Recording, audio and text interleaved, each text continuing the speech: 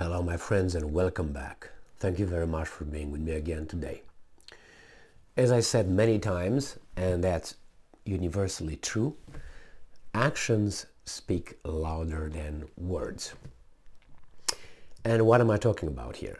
We got a Jewish president of a Orthodox country, which is Ukraine, mostly Orthodox. And we have a so-called, non-believer, a communist, criminal, former KGB, evil Putin, who is going to do something for his Orthodox Christians in his country. Now, what happened? The Russian Orthodox festivities, holiday, they're going to be in the 6th and 7th of this January, and Putin ordered a ceasefire unilaterally. So he said, fuck you guys, I'm going to do it because I said so. Now I know you can interpret it however you want. The fact is as it is. It's like someone tells you, hey, I'm going to give you $100,000, and you say, well, yeah, you're going to give me $100,000 because you want to show off. But he says, no, I'm going to give it to you because I think it's Christmas and that's my gift for you.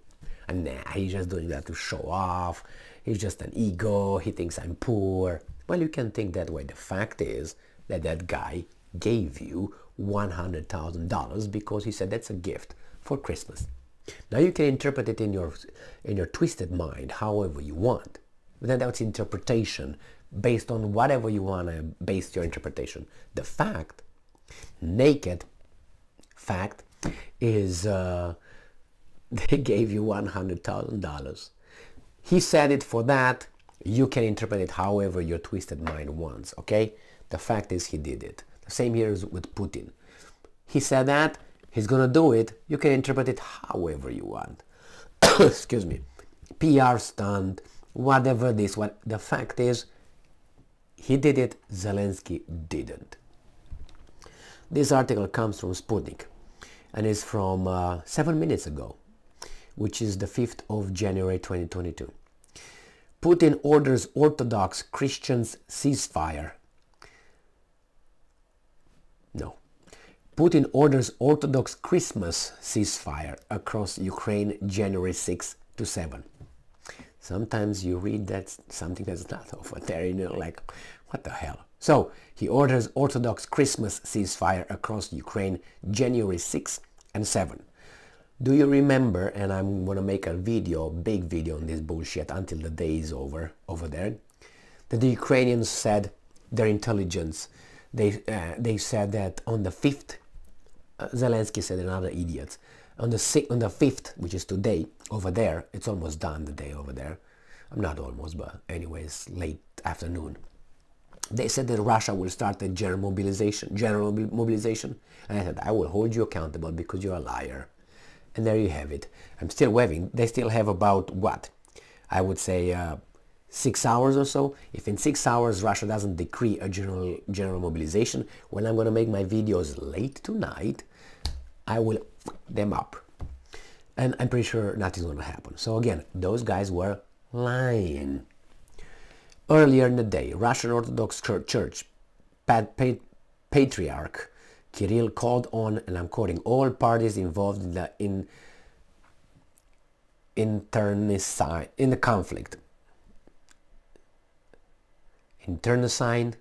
conflict in Ukraine to agree to a Christmas truce so that Orthodox people can attend services on Christmas Eve and the day of Christ's birth.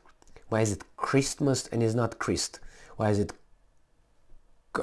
Christmas and is Christ? Why not Christmas? Anyway, why do I care? Russian President Volodymyr Zelensky. Jesus Christ. How can you read this? Russian President Vladimir Putin has ordered a ceasefire on Orthodox Christmas Eve and Christmas Day along the entire line of contact in the special operation zone in Ukraine. Do you think that's bad? I think that's good. No? as I said, you interpret it however you want. The fact is, he did that. The Jew guy did not do that. So, I don't know. Maybe because he reads the Talmud too much, and in the Talmud Jesus is somewhere else, boiling in certain kind of hot something.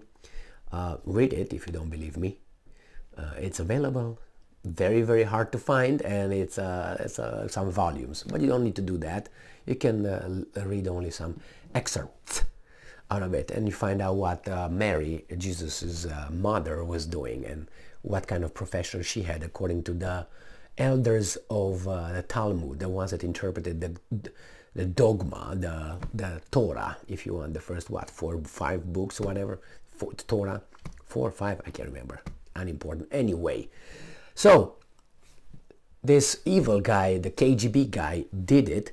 The lovers of democracy and freedom and the right to, you know, to worship did not do it. On the contrary, these guys with the right to worship, they banned certain kind of Christian denomination with no problem, because they found 3 people doing some hanky-panky. That is like I find someone who, I don't know, did something to a, I don't even know, I'm driving a car and a deer jumps in front of my car. I hit the deer and I say, okay, now we should exterminate all the deer in the world because look what happened to my car. That's basically what happened over there. You got some people that you pointed finger, they found some papers and all that. Okay, we ban everybody. I mean, this is like, you know, your hand is dirty or is cut and you cut the whole hand or the whole thing, eliminate because that's a little infection over there.